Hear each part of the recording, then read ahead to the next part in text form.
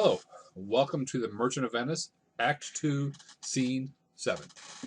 There we go, Scene 7. This is a big scene. Okay, this is a really important scene in the play.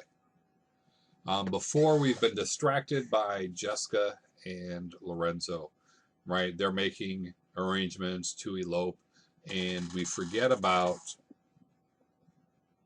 the big plot. And the big plot is Bassanio and Portia.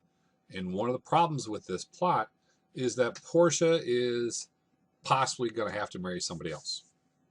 Okay. And we were sidetracked by this couple who are happy and they're getting together with someone they want to, right? Portia doesn't get to marry who she wants. She has to follow this task set up by her father. And in this scene, we have the Prince of Morocco. What if he chooses right? What if he chooses wrong? You know, if he chooses right, he marries Portia. Then what happens between Portia and Bassanio and all that money that Bassanio had borrowed? You know, now we've got an even bigger conflict. What if the Prince of Morocco picks wrong? Right? That still leaves it up for other suitors to come and possibly marry Portia. So it's not good. No matter what happens, it seems like it's pretty intense.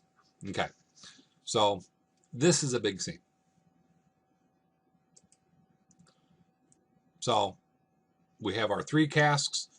We have the Prince of Morocco's thought process, and then we have his choice and reward. I talked about the big scene. So there are three caskets, right? There's a gold casket, there's a silver casket, and there is a lead casket. And if you pick one, the right one, it has a picture of Portia in it. If you pick the wrong one, there's something else inside. So the goal is to pick the proper casket. Each casket has a message on it. Gold, who chooseth me shall gain what many men desire. Silver, who chooseth me shall get as much as he deserves.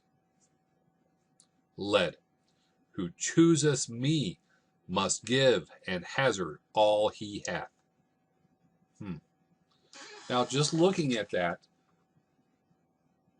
it's gold, silver, lead.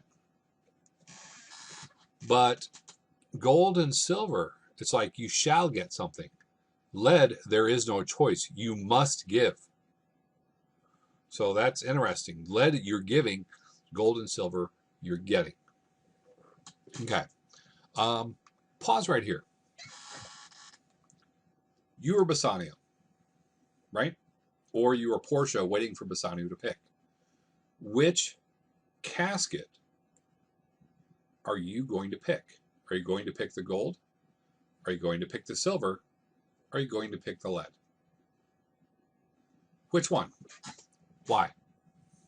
Okay. Why would you pick one of those three? Why would you not pick the other two? Think about that. Go ahead and pause this. Think about which one you would choose.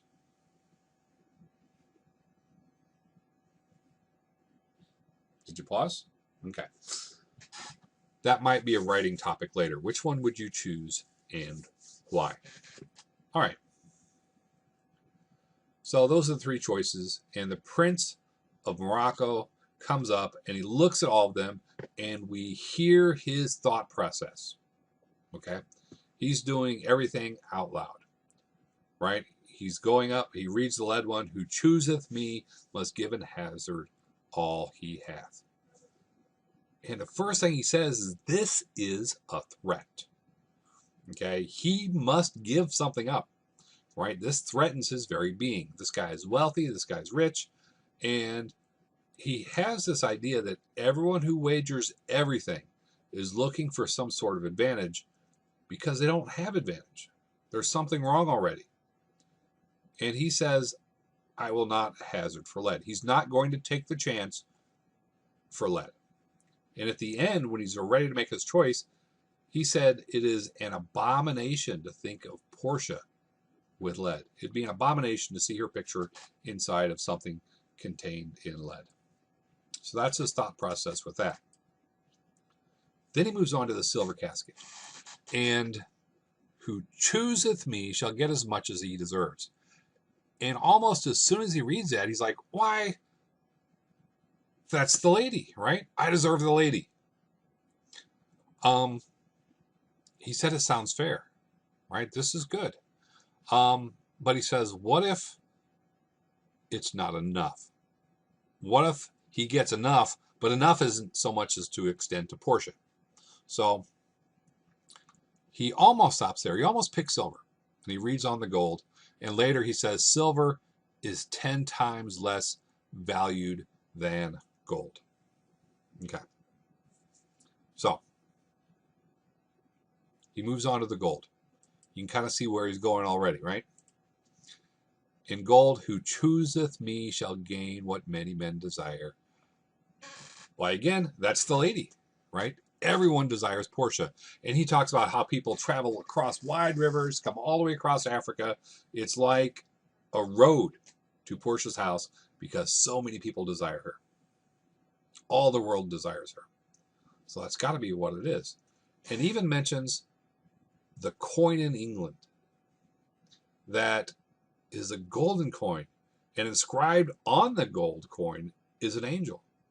Well, he takes that gold angel idea and puts it onto the casket and said, well, here it's not inscribed on, but turned in. There's an angel inside of this gold casket.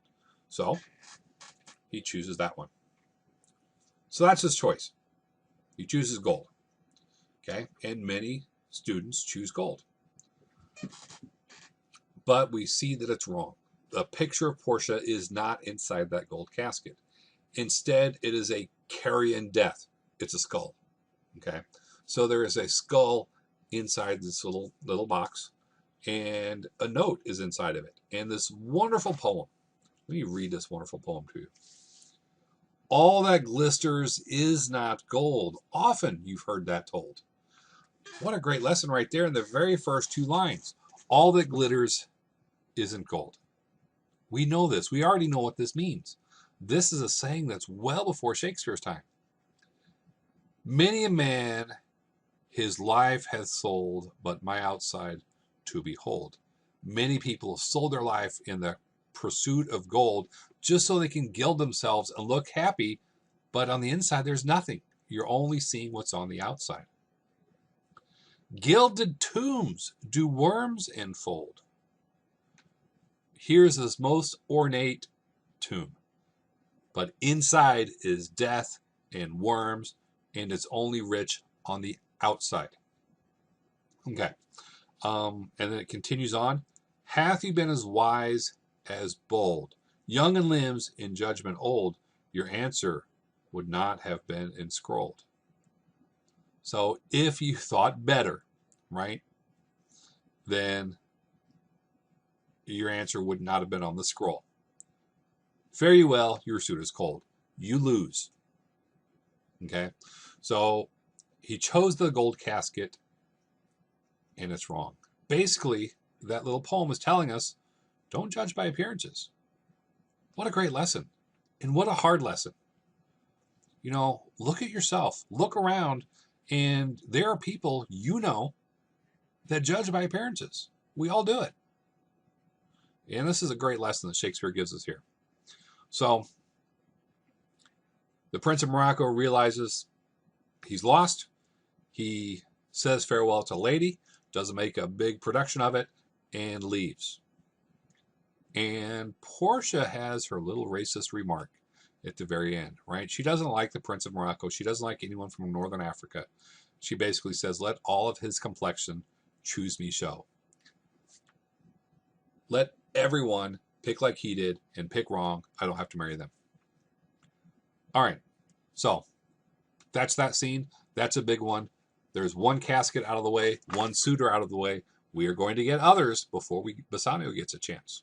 Okay, there's a lot going on before Bassanio gets there. We're going to hear about that in the next scene. Have a great day. All right, that was under 10 minutes.